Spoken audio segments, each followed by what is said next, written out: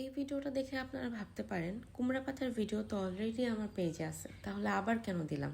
আগের বার তো বাজার থেকে কিনে এনে তারপর কুমড়া পাতার বড়া বানিয়েছিলাম। এবার আমি আমার নিজের একটা পিচ্চি গাছ থেকে কুমড়া পাতা কেটে তারপর সেটা দিয়ে কুমড়া পাতার বড়া বানিয়েছিলাম। এই গাছটা আমি লাগিয়েছিলাম ঢাকা থাকতে, তো বেশি একটা বড় হয় নাই, কিন্তু সেদিনের বৃষ্টি দেখে আর পাতাগুলো দেখে মনে হচ্ছিল যে এখান থেকে ছিঁড়ে কুমড়া পাতার বড়া বানাই। আর আমার কুমড়া পাতা বড়ার ফুল ডিটেলস ভিডিও কিন্তু একটা দেওয়া আছে, যেটাতে আপনারা প্রচুর ভালোবাসা দেখিয়েছেন আর সেটা 1 মিলিয়ন ক্রস করেছে। চাইলে আপনারা সেটা দেখে নিতে পারেন রেসিপিটা।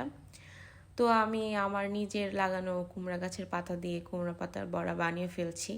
এটা সব এলাকায় বা আর কোন কোন এলাকায় খায় সেটা নিয়ে আমার কোনো ধারণা নেই তেমন, কিন্তু আমাদের মানিকগঞ্জে যারা আছেন তাদের কাছে বেশ জনপ্রিয় একটা খাবার এবং খেতেও প্রচুর মজা লাগে।